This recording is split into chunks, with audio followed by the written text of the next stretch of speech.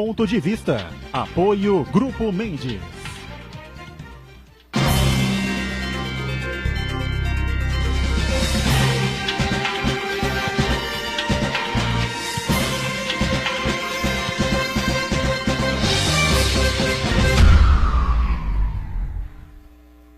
Olá, está começando aqui mais um Ponto de Vista, você acompanhando sempre a gente neste horário da 1h30 da tarde, horário do almoço e tradicional, né, para o debate político, para as discussões dos temas que formam sempre a pauta aqui da cidade, as questões da região metropolitana e os assuntos, os temas de interesse nacional também. Reprise do Ponto de Vista, você confere sempre aqui na Santa Cecília TV, também de segunda a sexta, a partir das 20 horas, 8 da noite, né? Muita chuva nesse final de semana, os alagamentos continuam aí pelas principais cidades da região metropolitana, agora menos, evidentemente, tudo já absolutamente controlado. A chuva deu uma trégua nesta segunda-feira, mas no final de semana choveu como se fosse aí um verãozão mesmo, né, que a gente tivesse vivendo. Estávamos, né? Estamos no outono, mas realmente o outono deu a sua cara, na verdade, nesse final de semana, né? E agora as temperaturas mais amenas, parece que realmente entramos aí nesta fase, né, mais identidade aí com a estação que estamos vivendo, a estação de temperaturas mais baixas e preocupantes para quem tem problemas respiratórios, né?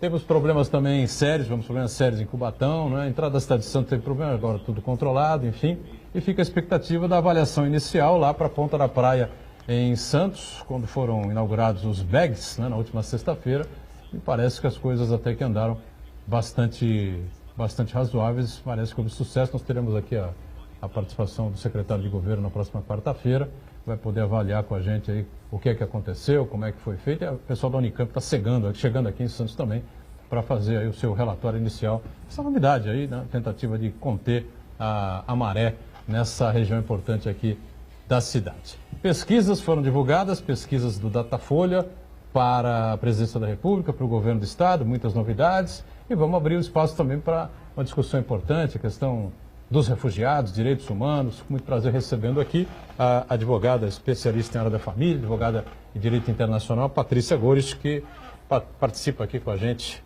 do Ponto de Vista. Prazer recebê-la, tudo bem? Prazer é todo meu.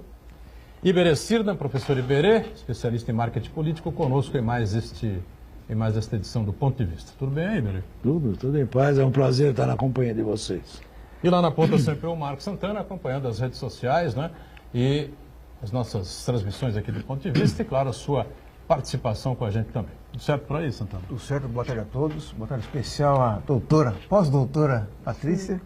Boa tarde especial também que nos acompanha ao vivo, do Ponto de Vista. Convido você a participar do programa, mandando sua pergunta, a crítica, a sugestão, pelo Facebook. Ponto de Vista com Edgar Butrão ou por e-mail, contato@pontodevista.tv.br. O programa também pode ser acompanhado ao vivo pela internet, santaportal.com.br/tv. As edições anteriores ficam disponíveis também na internet, no nosso canal no YouTube, na nossa página no Facebook. E você que nos acompanha na reprise às 20 horas, uma boa noite. Muito bem, o programa termina ao vivo às 14h30, você sabe, a reprise só começa às 8h. Deus sabe o que pode acontecer, nós não sabemos o que pode acontecer na República, né? Temos hoje, esta semana, na verdade, uma decisão importante na STF, a questão do foro privilegiado, enfim. Tem gente aí que não está conseguindo nem ir ao banheiro, viu?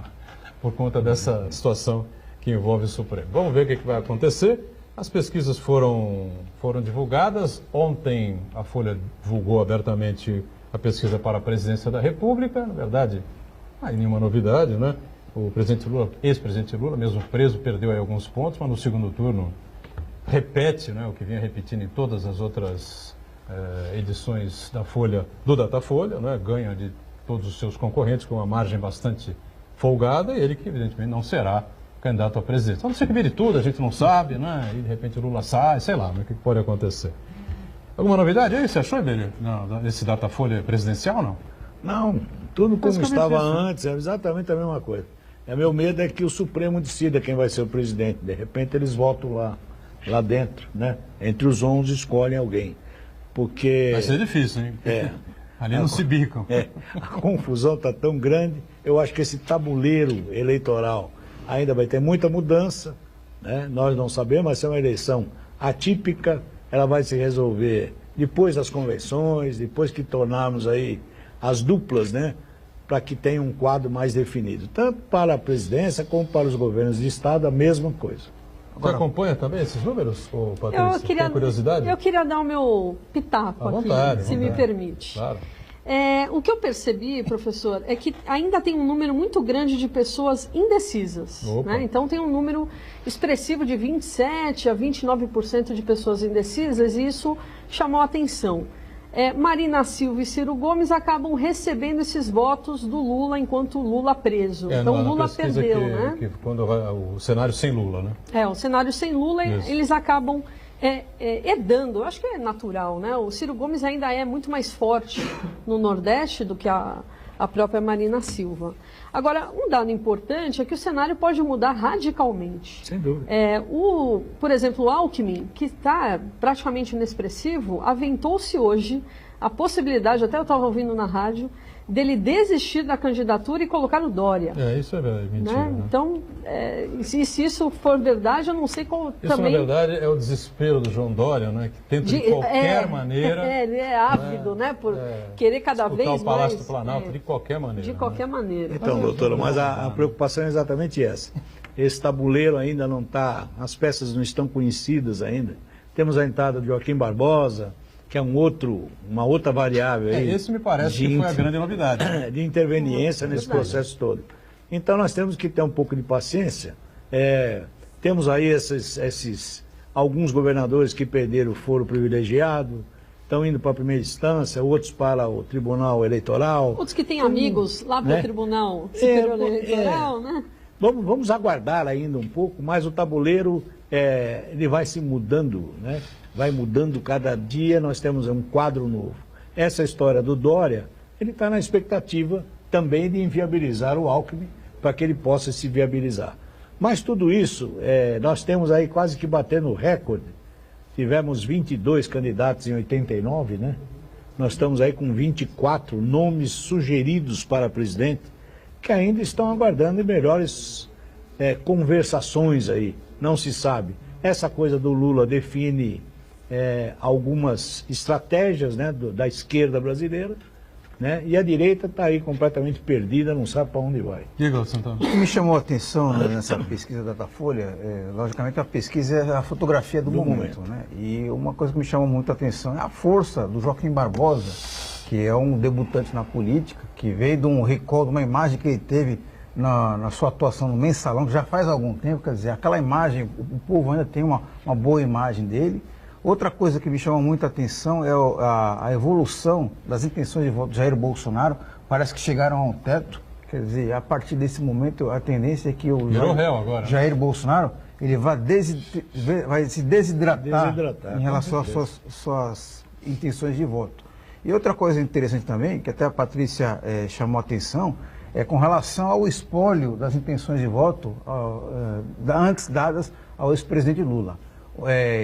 Os votos praticamente se pulverizam, preferencialmente em direção a Marina Silva e a Ciro Gomes, mas também alguma parte vai também para Jair Bolsonaro, um pouquinho menos para Geraldo Alckmin. E o que chama a atenção é o seguinte: não existe uma migração natural para um candidato do PT, seja ele quem for, seja ele Jacques Wagner ou Fernando Haddad ou qualquer outro poste que vá aparecer pelo caminho. Por essa relação, Marcos, é que mais ou menos o PT já discutiu a possibilidade de, nesta eleição, ele figurar como coadjuvante e não como ator principal. Isso já foi discutido dentro do PT, né? Eles têm já se cogitou a dupla Ciro-Haddad, né? No sentido do Ciro encabeçar. Há uma rejeição natural pelo próprio Partido dos Trabalhadores, pela inconsistência né? Dessa linha reta do Ciro, mas é um homem que agrega um pouco de votos da esquerda, assim. Eu não sei. O Ciro acho que vai perder o sono, viu? Até tomar essa decisão de aceitar o PT como vice. Aceitar o PT numa aliança, até acho razoável, mas com o vice... Mas com o Haddad é um... Não, tudo bem, o Haddad é aquele que perdeu a reeleição no primeiro turno, ele. Então, perdeu a reeleição no primeiro turno. Exatamente. Ou seja, sabe, tudo bem, às vezes as pessoas não compreendem de momento o que é feito numa determinada administração, uma determinada gestão, enfim, é um centro bastante equilibrado, muito próximo de Fernando Henrique Cardoso, é um petistano, vamos dizer assim, né? Petista tucano, assim, como tem uns tucanos petistas, assim, que são muito próximos ao... que fazem jus ao S do PSDB, é uma linha, assim, muito tênue entre alguns tucanos e alguns petistas. Sempre foi assim, Fernando Henrique e Lula. Eu já cansei de dizer. São primos irmãos, e o pessoal fica bravo quando eu digo isso, mas é uma pura realidade. Agora, tem uma ala do PSDB que foge mais para o centro, mais ao lado direito, outros petistas que fogem mais para a esquerda. Mas essa coisa do Haddad, é para que a gente componha a dupla Sudeste e Nordeste, né? Essas coisas Sudeste de ter os dois. Mas quem é o Haddad?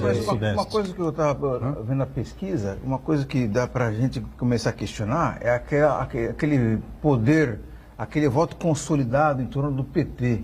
Isso aí não se reflete nas pesquisas. Quer dizer, aquela crença de que o PT tem 14, 15 pontos do eleitorado consolidado, eu acho que não é bem assim. Eu acho que o PT... São 30 garantidos, né? São pelo menos 30% garantidos. Com Lula, né? Com Lula. Então, isso que... Aí tá, sem o Lula... O voto com o Lula é uma coisa. Agora, voto no PT é outra completamente diferente. Não, é difícil. Então, pode ser que a força do Partido dos Trabalhadores como partido, como referência, ela caiu bastante nos últimos anos. E no governo do Estado foi divulgado hoje, né? Nesta segunda-feira, a Folha abriu aí os números e o candidato Dória, não é? O ex-prefeito de São Paulo, segue aí liderando na faixa de 29% agora, com o Paulo Scaff em segundo lugar, na faixa de 20%. Márcio França saiu de 3% na última Datafolha para 8%, não é? Agora que assumiu como governador do Estado de São Paulo, será candidato à reeleição, parece que devagarinho as pessoas vão reconhecendo no Márcio, né, uma figura aí que realmente tem condições de tocar o Estado pelos próximos 4 anos. A rejeição do Dória bate 33%, estranhamente a do Scaff 34%, a do Márcio na faixa de 22%, só que 66% dos paulistanos entrevistados reprovaram a renúncia do prefeito João Dória para disputar o governo do Estado de São Paulo. Acho que ele vai ter muita dificuldade, fica aí criando uns factoides aí, Márcio Cuba, uma deselegância, uma falta de educação brutal, não é? Uma irritabilidade do candidato que não consegue explicar nem justificar para absolutamente ninguém como é que fez a promessa. Eu vi uma explicação, uma comparação feita pelo Márcio França. Como é que você compra uma pizza que vem com 8 pedaços? Entrega 2 e o cara não vai reclamar de você. E aquele que entregou, que no caso é o Dória, ainda reclama. Como é que os caras vêm dizer que qual é o problema de eu ter saído? Eu estou deixando com o Bruno Covas e tal. Né? Sim, mas o Bruno é um amigo nosso. Bruno é um amigo nosso e eu já disse aqui várias vezes, espero que ele tenha muito sucesso como prefeito de São Paulo, é um político jovem como é o prefeito de Santos. Ambos têm condição de alçar voos muito altos nas suas carreiras, especialmente agora o Bruno com a prefeitura de São Paulo nas mãos. Mas as pessoas votaram no discurso do Dória, Patrícia. Sim. Com certeza. E é importante dizer o seguinte, ele desrespeita o candidato Márcio França, né? Até o Márcio França falou, olha, ele desrespeita a minha família, né? Então isso é um ponto importante. E ele beira até a questão da infantilidade, né? Quando ele brinca com nomes, quando efetivamente, se a gente for ver aí os anos, nem completou 2 anos de Prefeitura de São Paulo, completou 1 ano e 15 meses. Ele pouco fez do que ele prometeu. Né? Então, fica essa reflexão, que tipo de candidato é esse? Será que ele não quer de novo galgar para a presidência? Será que esse não é o intuito dele? Porque a informação que a gente tem é que, de bastidores, é que ele não desistiu de disputar o Planalto. Só que a caneta hoje tem dono. O Geraldo é o presidente nacional do PSTB, e a máquina tucana toda gira em torno do presidente, né? Os números acho que nem pesquisaram o Dória, né? E a diferença nos últimos levantamentos do Datafolha, o Geraldo 7, Dória 8, Dória 9, Geraldo 8, o que significa isso? Né? Na minha opinião, absolutamente nada. Por meia dúzia. Então, sei lá, eu acho uma figura realmente estranha, né? E algo importante, a política, né? E algo importante também que eu queria colocar é que o Márcio França até falou, eu ainda vou inaugurar quase 1000 obras que o Alckmin deixou para ser inaugurada. Então, a tendência é que o Márcio França, enquanto estiver na máquina, ele terá maior visibilidade. Tem outra coisa que eu acho importante destacar também, é o seguinte, essa pesquisa indicou o grau de conhecimento do eleitor em relação a Márcio França. Apenas 9% das pessoas, dos paulistas, conhecem o Márcio França. E ainda assim, ele tem 8%, né? Quer dizer, é uma candidatura que tem um potencial de crescimento muito grande. Ainda mais ele sendo o principal chefe do executivo, né, no estado de São Paulo, né, o governador, ele vai ter um protagonismo muito grande aí. Então, o nome dele vai ficar muito em evidência e a tendência de que a candidatura dele cresça bastante. E o número, eu queria também chamar a atenção, eu gosto de política também. Ótimo, ainda bem. Está no lugar certo. Um número importante que chama a atenção é a rejeição. Não sei, eu acho que o professor vai falar sobre isso. Salta aos olhos a rejeição do Dória, 33%, do SCAF, estranhamente, como você mesmo falou, 34%. E a rejeição dos paulistas com relação à atitude do Dória de largar a prefeitura, né? Prometendo que não largaria. Né? Diga, Iberê. Eu acho que, na verdade, o discurso está pronto, né? Os embates vão se dar exatamente nesse viés aí. O descumprimento da palavra do então prefeito, né? A fragilidade do seu discurso e a consolidação do Márcio com o governo na mão. O Márcio, para quem conhece, sabe que é um bom articulador, ele está agregando aí uma série de partidos ao seu redor, né? Teve uma rapidez muito grande de poder trazer ao governo a campanha dele 14 partidos. Isso impacta muito no processo eleitoral e ele vai ter uma campanha de propostas diferente da do Dória, que vai ser de desculpas. Então são duas tônicas de campanha completamente diferentes. Você coloca bem, viu?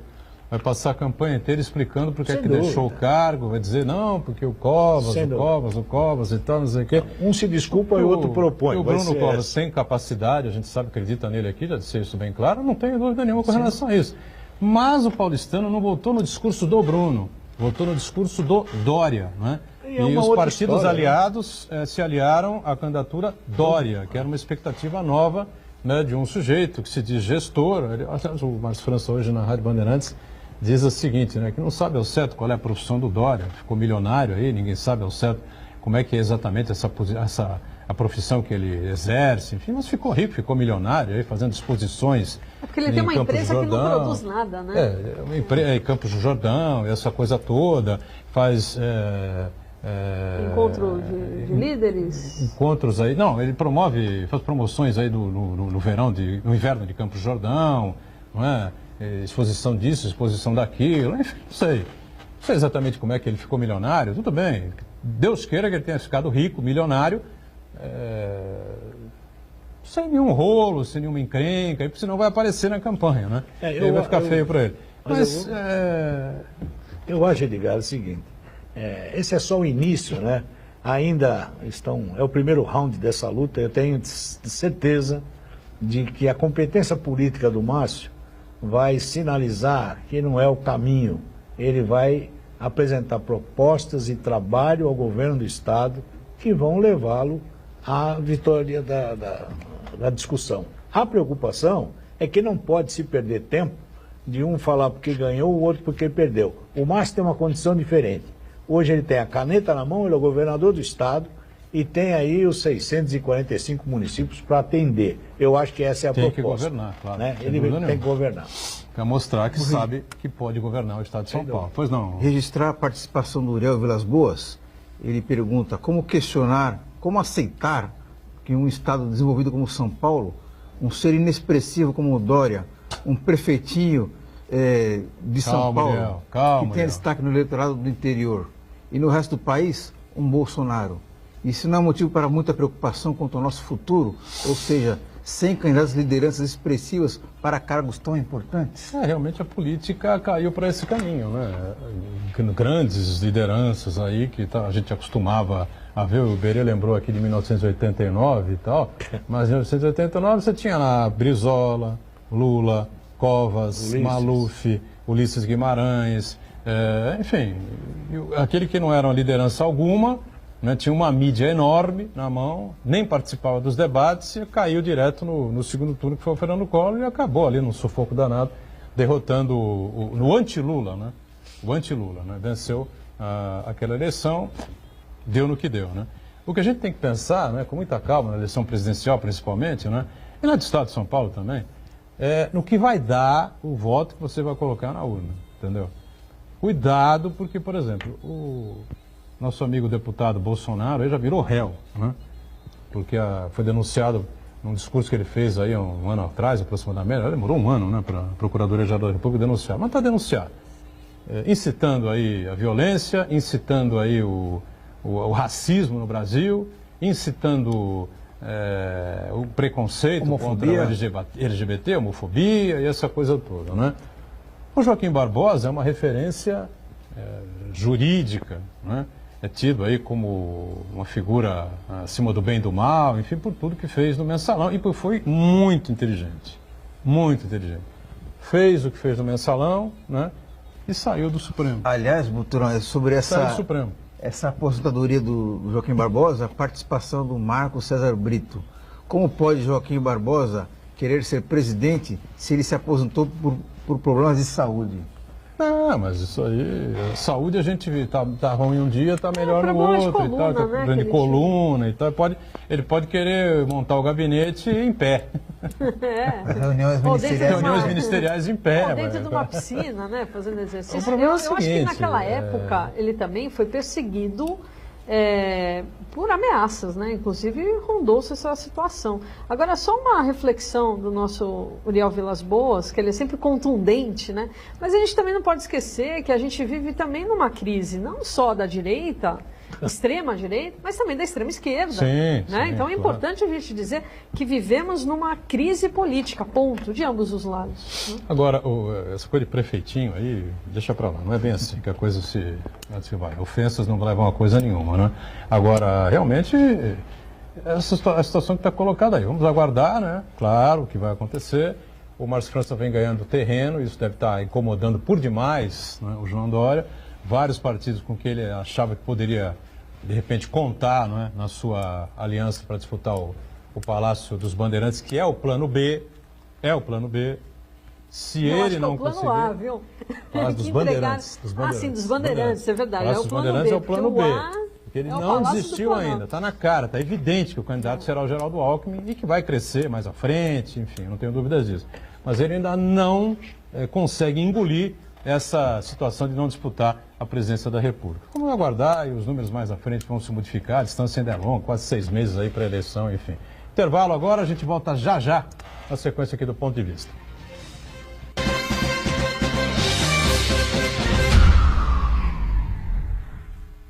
Existe um lugar em Santos onde você encontra os empreendimentos mais fascinantes da região. Um lugar amplo, aconchegante, feito para oferecer o melhor atendimento para você. Um lugar que reúne as melhores opções residenciais e comerciais nos bairros mais nobres de Santos. Um lugar que a gente nem precisava dizer, porque você já sabe. Central de Vendas Grupo Mendes, Rua Guaiaó 55, Aparecida. Venha fechar um bom negócio para abrir as portas do seu novo lugar.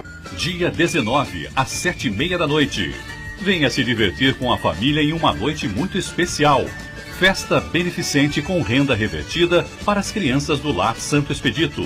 Participe você também dessa noite de solidariedade. Noite da Pizza, no Clube de Regatas Saldanha da Gama.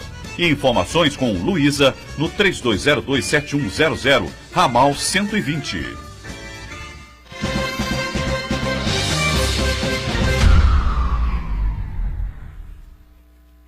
Muito bem, voltamos ao segundo bloco aqui do Ponto de Vista. A advogada Patrícia Segori está com a gente, o Iberê e o Marcos Santana, para a gente só amarrar essa questão política. Tem um questionamento sobre o caso Alckmin, Isso, Luiz Leite, que é a opinião dos participantes aqui da mesa, sobre a situação geral do Alckmin, que o processo dele que estava na Lava Jato foi transferido para o TSE. Você estava na Lava Jato? Estava na Lava Jato? Estava na Lava Jato. Iria ser encaminhado para a primeira instância, né, sendo direcionado para a Lava Jato. Todas essas questões que envolvem a Lava Jato, o governo do ex-presidente Lula, da ex-presidente Dilma, do MDB agora, do Michel Temer, enfim, essas empresas aí que o pessoal foi tudo preso, Odebrecht, OAS, todas elas, em tese, né, favoreceram aos líderes, né, e as pessoas que faziam as comunicações, como dizem, né, Dirceu, Palocci, enfim, né, que intermediavam essas negociações com participações fraudulentas, né, nas disputas por obras, enfim, como é que chama, nas licitações fraudulentas, na verdade, e evidenciou-se, não é, favorecimentos a eles. Eu não sei que favorecimento teve a Odebrecht, que deu 10 milhões aí, em tese, em caixa 2, a campanha do segundo turno de Geraldo Alckmin. Eu não sei que favorecimento teve, se surgiu algum favorecimento a ela talvez durante o consórcio o governo. do metrô. Mas na verdade o juiz foi muito claro, porque todo mundo está questionando por que não foi para a Lava Jato e foi para o Tribunal Eleitoral. Né? Tiraram da primeira instância da Lava Jato. Na verdade o juiz diz o seguinte: agora, se há contundência de provas, se as delações conseguem de alguma forma dar indício suficiente para a primeira instância, vai para a primeira instância. Agora, isso fica a Procuradoria agora que está fazendo a denúncia, né? Então, arrumar as provas, né, para que ele possa ser julgado como qualquer outro pela primeira instância e não só pelo eleitoral. Agora, as coisas acontecem numa velocidade incrível, né? E agora a gente teve nessa manhã de segunda-feira a invasão do triplex, né, que foi atribuído ao ex-presidente Lula, o triplex que é da OAS, o triplex que vai a leilão, o dinheiro, eu não sei para onde vai o dinheiro do leilão, né, se alguém vai comprar esse apartamento, né, sei lá, e 30 ou 40 filiados ou militantes do MTST, Movimento de Trabalhadores Sem Teto, invadiram o prédio, subiram, não sei se de elevadores, de escadas, sei lá, os 14 andares onde fica a cobertura no 14º andar lá na Praia das Astúrias, né? E estão lá, né? Acabaram de sair. Acabaram de sair. Saíram agora? Sim. 40 pessoas. 40 pessoas saíram? 40 Mas pessoas com polícia saíram. ou sem polícia? Você tem informação? Não tem essa informação. Eles fizeram um acerto só com a polícia, né? É? Com a polícia militar. Então tá bom.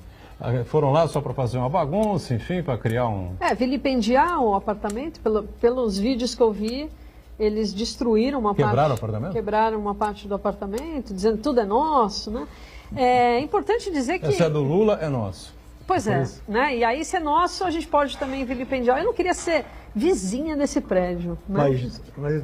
É surreal o que acontece nesse país. Mas né? é lamentável, né, doutora? Lamentável. O que está acontecendo com esse país, né? Perdeu-se a mão de praticamente tudo. Tudo pode se fazer, e para tudo eu arrumo desculpa, e todo mundo dá palpite, aqui pode, ali não pode, coitado dele, coitado do outro, e nós estamos vivendo essa bagunça em todas as áreas do país. Eu tinha uma curiosidade. Mas ele incendiou também, né, professor? Quem tem o direito de reclamar pela quebra-quebra desse imóvel? Boa pergunta, porque se o imóvel foi direcionado ao Lula e hoje ele está assim penhorado para justamente pagar o rombo do que foi roubado do nosso país, né? Acredito eu que seja o próprio país que seja pessoa para justamente requerer esse dinheiro, requerer esse dano que foi causado, né? Porque é um verdadeiro absurdo pessoas incitando, né? O próprio ex-presidente Lula incitou, né? Na sua missa discurso, ele incitou justamente para que o MST fizesse esse tipo de avanço, né? O que é lamentável. Incitou, o Boulos mas não enfrentou, né? E o Boulos fez a coisa pela metade, enfim, né? E o Boulos continua cometendo crimes e nada acontece com ele. Eu fico impressionado também, né? A lei só é aplicada para alguns, né? Não é para outros. Então, é uma reflexão. Momentos, né? A lei em alguns momentos. Em alguns momentos. Outros não. Mas esses caras que invadiram, então, o apartamento lá, saíram, fizeram acordo lá com a polícia, talvez, e foram embora, na boa. E foram embora.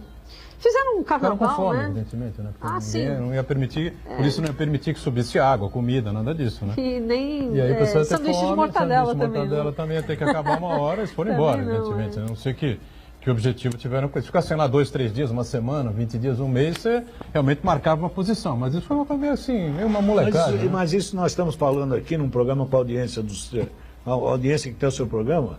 Eu acho que cumpriu o seu objetivo que eles queriam. Você acha que está sim? em todas as mídias, eu acho está aí que fotografado. Isso que eu ia falar, que o grande objetivo deles é chamar atenção para o movimento em si, para as bandeiras de esquerda, que são bem radicais, mas eu acho que a imagem já correu o Brasil, né? Não só o Brasil, como o Brasil, fora o também. mundo, né? Sim, já rodou a internet o mundo inteiro, claro, é verdade. Eu tenho alguns amigos que eles são radicais e fazem parte do movimento, e o que eu vi no Facebook deles é o seguinte: olha, se não é do Lula, não é de ninguém, logo a gente pode invadir, né? Ou se a gente invadiu é do Lula, o Lula dá pra gente, né? Eu acho que eles tentaram descaracterizar ou vilipendiar a própria sentença do Sérgio Moro, que reconheceu a ocultação de patrimônio. E é importante dizer que ocultação de patrimônio, é óbvio que ninguém vai ter o documento, porque o nome é ocultação de patrimônio, né? Então é meio óbvio também.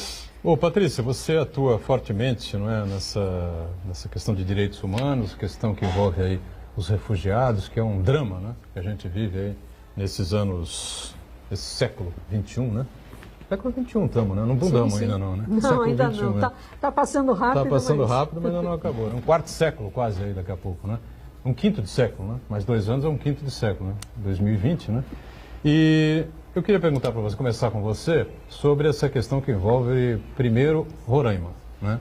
Capital Boa Vista, totalmente invadida pelos venezuelanos, né? Que estão numa situação absolutamente inaceitável, inacreditável, né? Na Venezuela, pobreza extrema, ou miséria extrema, né? Como a gente pode dizer, né? E o mínimo do mínimo do mínimo que eles estão recebendo em Roraima, em Boa Vista, é muito, perto do nada, né? Que eles estavam... que estava acontecendo com eles na Venezuela. Só que acontece o seguinte, né? A gente estava comentando aqui dos intervalos, são 400 mil habitantes, né? Com 40 mil venezuelanos e 500 venezuelanos passando a fronteira todo dia para Roraima. A governadora pede ao presidente da República, solicitou ao presidente da República, né, que fechasse a fronteira, e o Michel Temer disse na reunião que estava lá no Peru que era incogitável, né?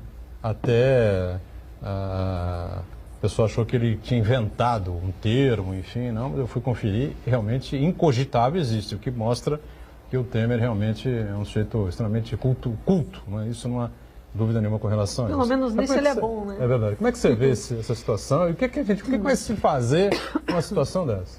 Bom, é importante dizer uma coisa, eu sou professora de direitos humanos, sou defensora de direitos humanos, mas não sou defensora de direito dos humanos. Né? É importante dizer isso, porque hoje, quando a gente fala em direitos humanos, ele vem com uma carga política muito forte, né? E é bom dissociar. Direitos humanos são os nossos direitos, que somos humanos, né? São 30 direitos básicos que são os direitos humanos. Então, primeira situação, gostaria de colocar isso. A segunda situação, o refugiado é aquela pessoa que ela não escolhe ser refugiada, né? Ela está refugiada.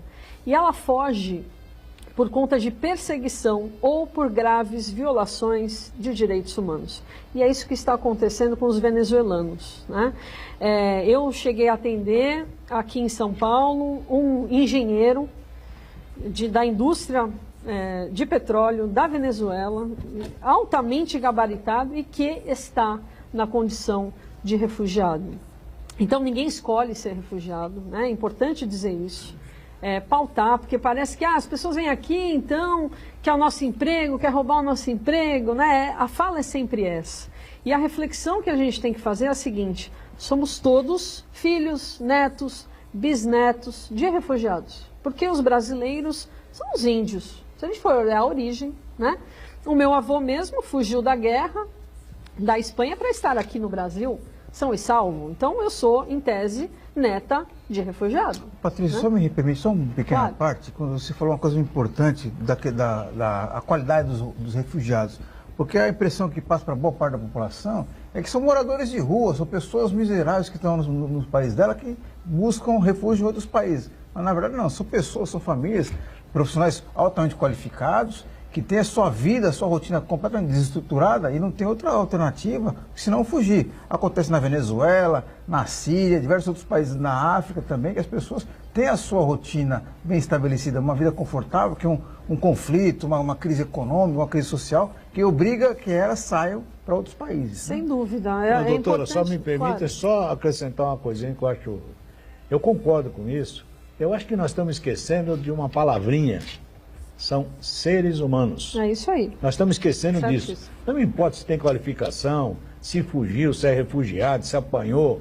são seres humanos. Nós temos que analisar por essa ótica.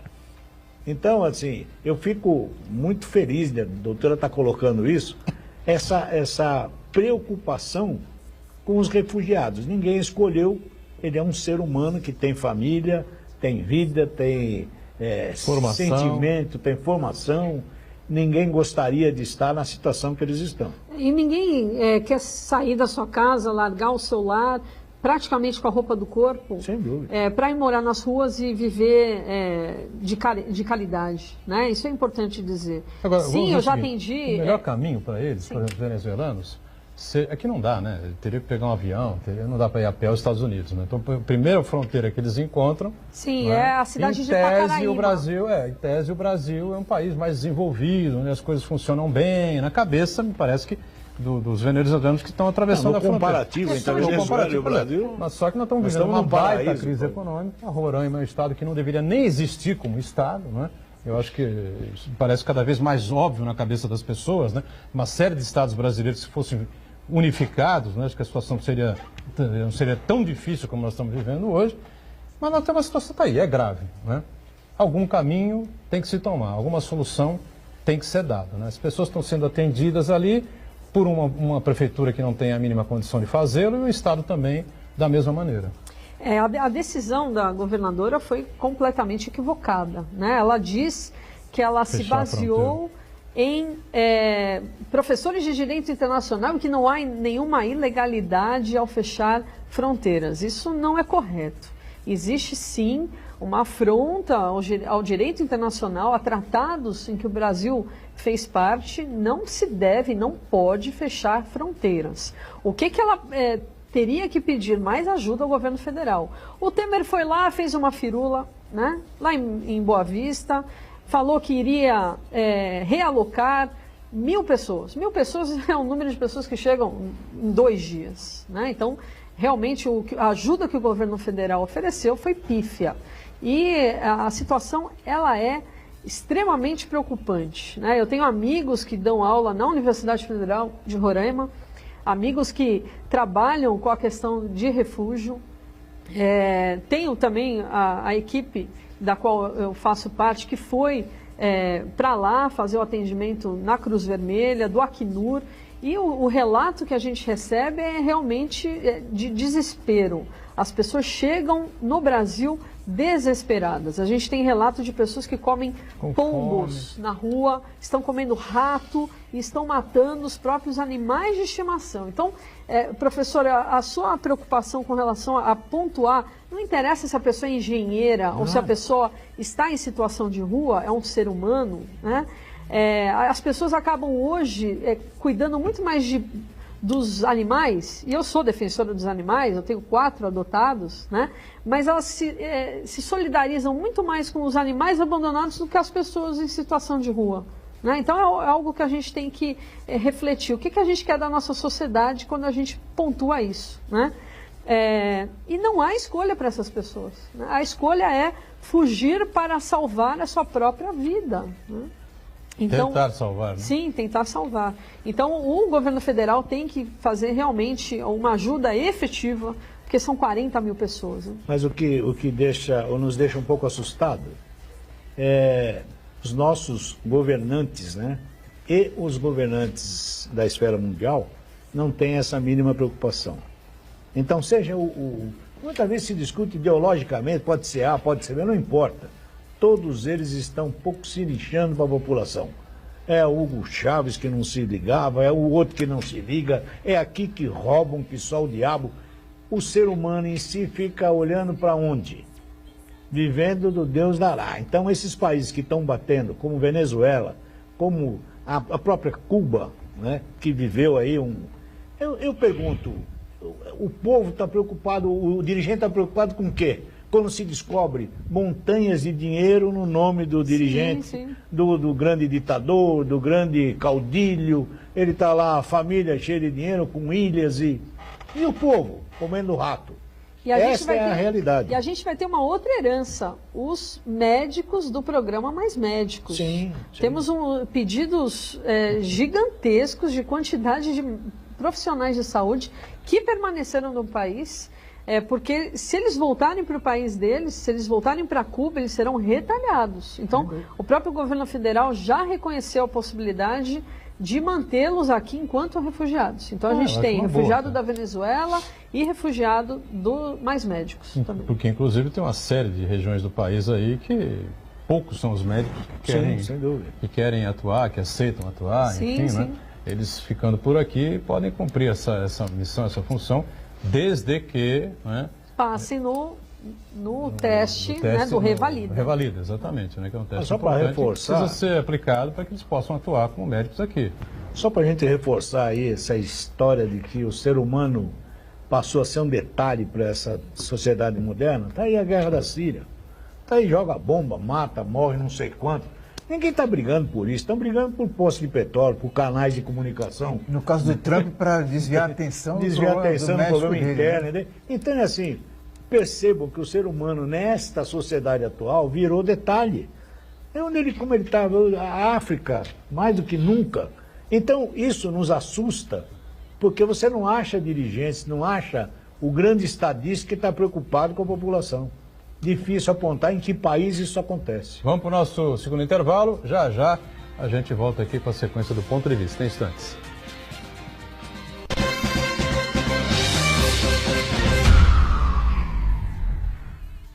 Existe um lugar em Santos onde você encontra os empreendimentos mais fascinantes da região. Um lugar amplo, aconchegante, feito para oferecer o melhor atendimento para você. Um lugar que reúne as melhores opções residenciais e comerciais nos bairros mais nobres de Santos. Um lugar que a gente nem precisava dizer, porque você já sabe. Central de Vendas Grupo Mendes, Rua Guaiaó 55, Aparecida. Venha fechar um bom negócio para abrir as portas do seu novo lugar. Dia 20, 8 da noite, no estádio Urico Mursa.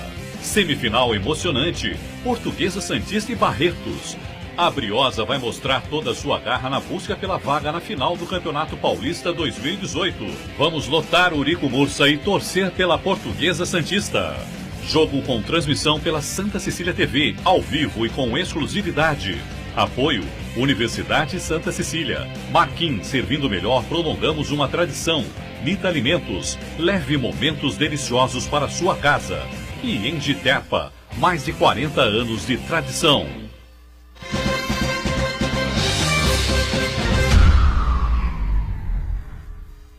Muito bem, sequência do Ponto de Vista, a gente conversando aqui com a Patrícia Gores, advogada, o Iberê, Marcos Santana, e só para lembrar, não é, que o caso do brutal assassinato da vereadora do PSOL do Rio de Janeiro, Marielle Franco, né, e do seu assessor que dirigiu o carro naquele momento, Anderson, né, completou 30 dias já, né, e uma informação oficial, havia uma reunião marcada para hoje lá entre a família e o comando da Polícia Civil, né, do Rio de Janeiro, que faz as investigações, enfim, ou deram um fim lá no cidadão, que apertou o gatilho, que não era para apertar, enfim, nada, né, nada, absolutamente nada foi divulgado com relação ao esclarecimento desse crime que marcou o país, né, Patrícia? Sim, eu conheci a Marielle, conheci. Ela trabalhava comigo na comissão da OAB do Rio de Janeiro, eu faço parte da comissão, e uma pessoa bastante atuante, como qualquer pessoa de direitos humanos, bastante rígida nos seus posicionamentos e realmente... A quem ela incomodava, assim, de uma maneira tão grave? Olha, você pode imaginar? Os policiais, de uma forma geral, né? Eu vou ser sincera, eu sou dessa parte... Os milicianos, Eu sempre faço uma piada porque a polícia hoje está sendo muito vilipendiada, né? E eu costumo falar, então você vai ser assaltado, vai chamar quem? O Batman? Né? Eu chamo a polícia, né? Eu tenho excelentes amigos policiais. O problema é que as pessoas estão generalizando pelo lado ruim da coisa, né? Claro que a gente tem que bater firme quando há milicianos, quando há, sim, policiais que acabam sendo mais bandido que o próprio bandido. Isso tem, né? O próprio filme Tropa de Elite 1 e 2, ele é bastante claro. Eu assisti o 2 de novo. Não, e é excelente, né? Pra gente relembrar.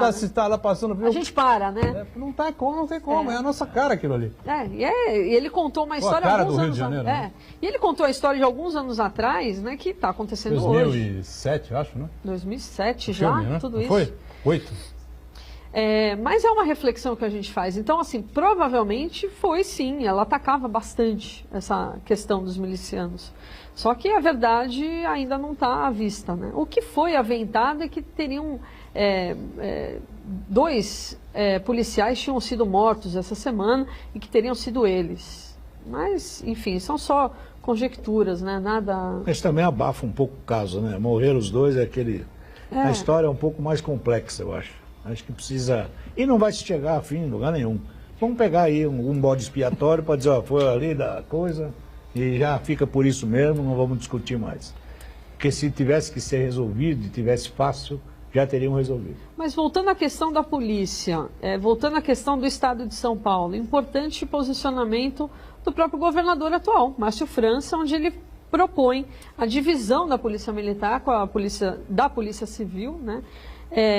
Remanejando e, muito importante, né, colocando essa questão de reflexão da própria fronteira com o México, que foi, inclusive, matéria ontem do Fantástico. Como que uma cidade que tinha 200 homicídios por semana modificou-se totalmente, tem 19 por mês, pagando bem a polícia, né? Porque o policial bem remunerado, o policial respeitado, né, ele acaba, sim, agindo, e eu não estou justificando, não, né? A gente não pode justificar. A pessoa que caminha para o outro lado, né, sendo miliciano, trabalhando com bandido, tem que ser punida de forma rigorosa, né? Porque ou você escolhe um lado ou o outro, não dá para você trabalhar pelos dois lados. Mas também, do jeito que está hoje, eu acho que é o grande erro, foi o grande erro do PSDB, né? Agora a gente bateu no PT, vamos bater no PSDB.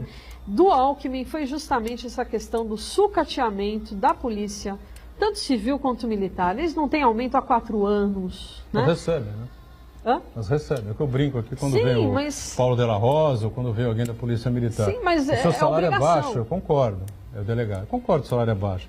Mas graças a Deus está no teu bolso. Mas também... Tudo bem, mas é nada mais que obrigação. Ele está trabalhando, ele tem que receber. Os outros estados não pagam.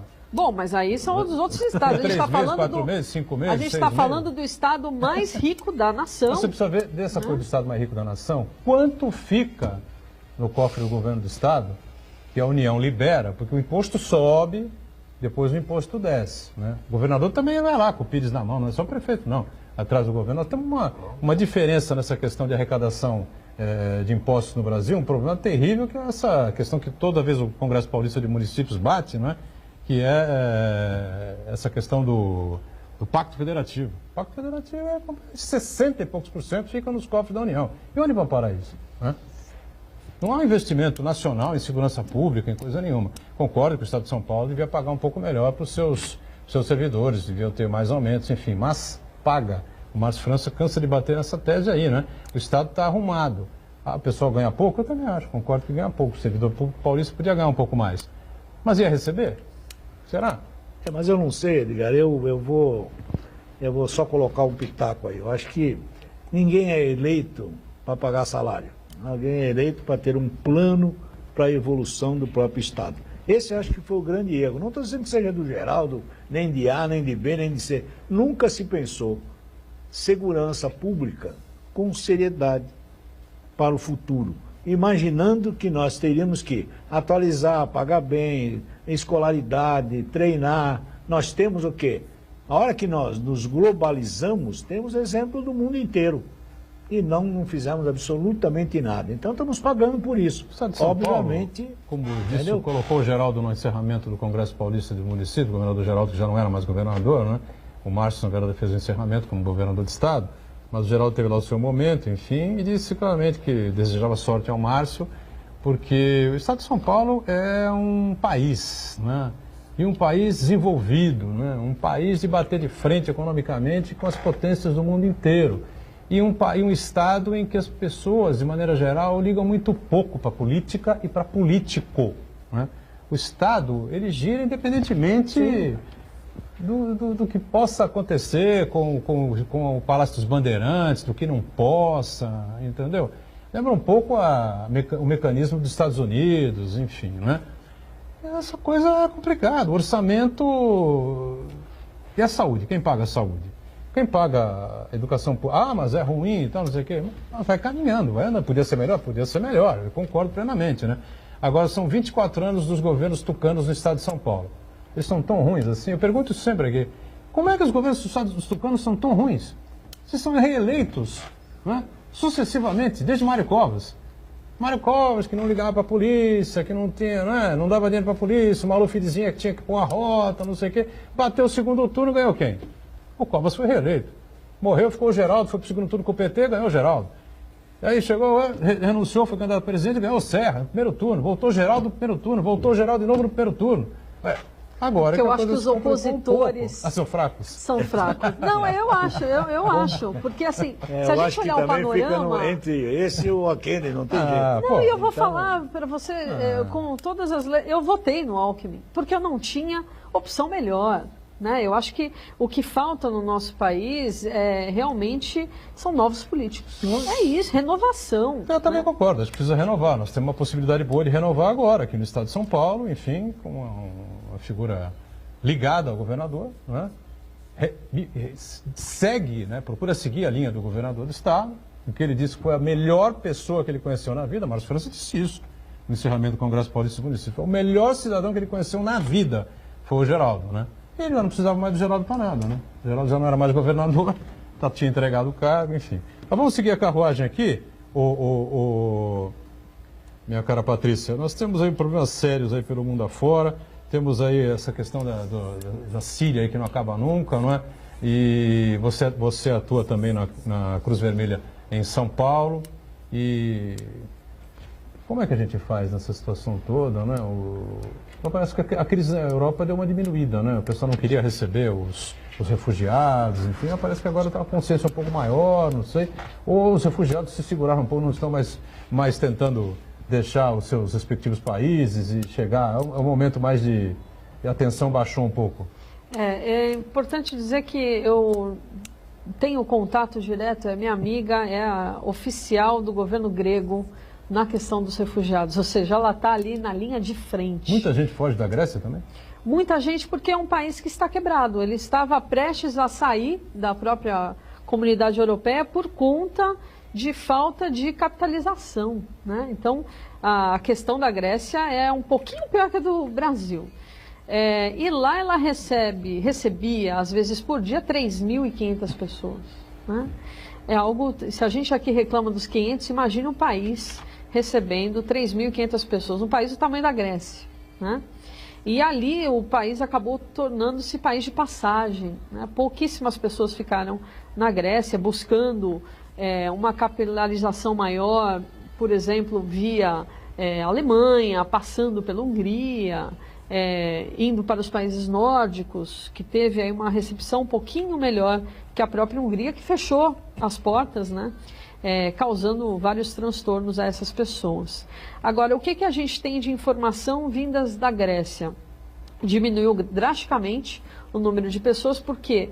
Porque o saldo de mortos foi enorme, né? Então, as pessoas deixaram de atravessar por conta dos riscos que elas estavam passando.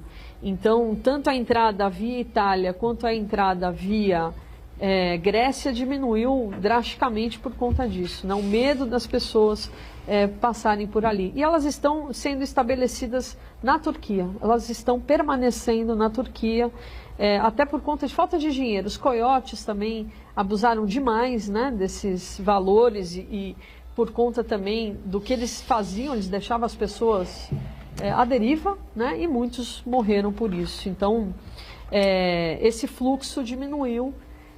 Mas isso não quer dizer que a guerra na Síria não continua, né? Muito pelo contrário, né? Cada vez mais a gente vê, recentemente, agora, semana passada, teve o ataque com gás sarin. Eu cheguei a atender em São Paulo, não só na Cruz Vermelha São Paulo, mas também no CONARE, que é o Comitê Nacional para os Refugiados. Eu sou voluntária lá. A gente chegou a receber refugiados que passaram por esse ataque de gás sarin. E eram pessoas bastante debilitadas, né, psicologicamente, fisicamente, sem horas de idade, né, então a situação é realmente bastante preocupante.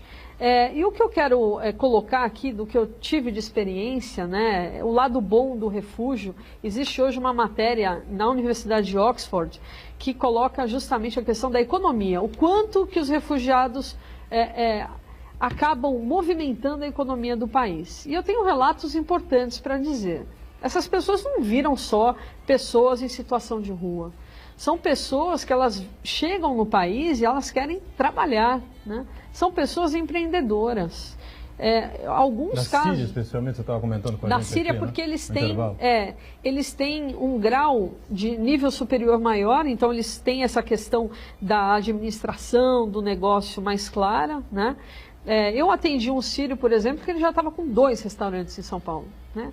Mas ele trouxe dinheiro de lá? Sim, sim. Trouxe. Todos eles vêm com dinheiro. Eram pessoas que tinham casa, apartamento. Eles mostram as fotos no celular, né? Mas ele vende, é isso?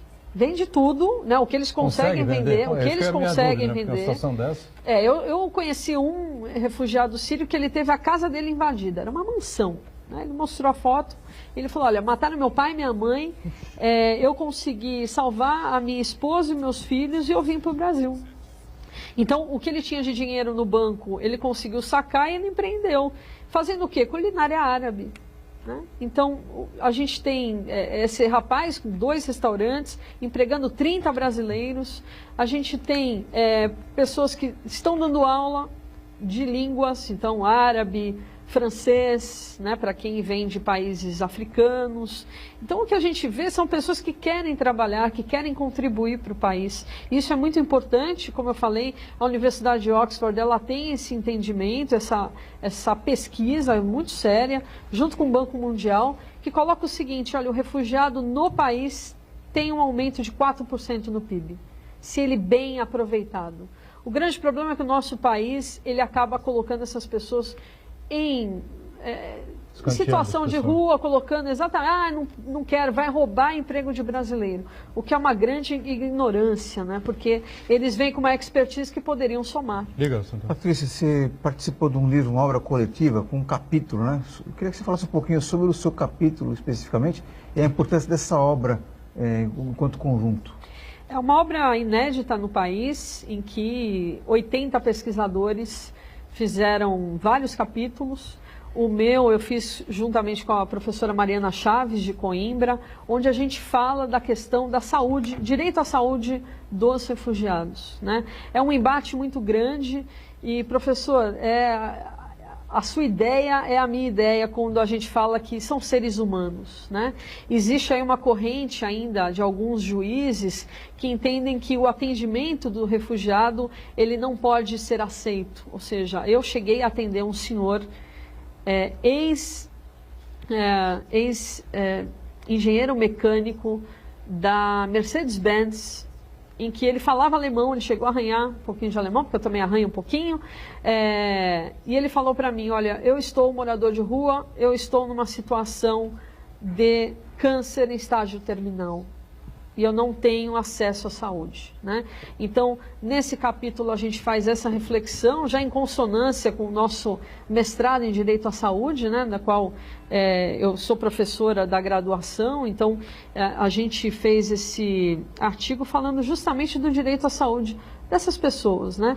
Colocando o seguinte, olha, não é nem estágio de emergência e nem por ele não ter a sua condição definida, mas sim por ser humano. Todas as pessoas merecem ter acesso à saúde. Nós tivemos Olimpíadas em Atenas, em 2004, a Grécia ruiu. Tivemos Olimpíadas em 2008 em Pequim, mas Pequim não dá para contar, né? Porque a China é um capitalismo, potência, né? Um capitalismo de Estado, né? Então o capitalismo cresce, avança e tal, e se precisar derrubar o morro, eles derrubam o morro e depois é que vem a situação, como é que chama, de licitação ambiental, essa coisa toda. Em Londres, em 2012, também não aconteceu nada, porque é uma grande potência, Inglaterra, enfim, né? E a última no Rio de Janeiro, não precisa falar o que aconteceu com o Rio de Janeiro, né? Quer dizer, essa história de Jogos Olímpicos e Copa do Mundo é uma encrenca danada, hein? Deixa só, eu queria colocar uma coisa que me preocupa muito, até perguntar à doutora o que ela imagina. Rapidamente, nós estamos Rapidamente. Eu acho que nós tivemos aí um processo de globalização mundial, onde nós globalizamos a miséria, porque não levamos em conta na globalização aquilo que eu bato sempre, que é o ser humano, né? Nós levamos em conta o Socializamos capital, a miséria. o capital, o dinheiro, o investimento, mas não contávamos com o ser humano. É isso? Não, é isso mesmo, é essa reflexão que a gente faz. Você vai voltar aqui em outras oportunidades. Opa, com o maior prazer. É um prazer receber você aqui. Eu vou nem deixar você responder, porque nós estouramos o bloco, estouramos o programa, mas foi muito interessante a sua participação, Patrícia. Eu não conhecia você pessoalmente, né? Só de nome. Mas é que faz tempo a gente se conhece. É verdade, né? Obrigado por estar com a gente aqui. Você vai voltar em outras oportunidades, com certeza, para a gente discutir política, economia internacional, direitos humanos, né? Que ela disse não são direitos dos humanos, né? E os humanos, aqueles caras lá são humanos também, viu? Aqueles manos lá do sem número, lá da Marginal. Vamos fechando aqui o ponto de vista. Obrigado a você por mais uma vez participar conosco, tá certo? Segunda a sexta, 1h30 da tarde ao vivo, reprise às 8 da noite. Obrigado, gente. Valeu. Tchau.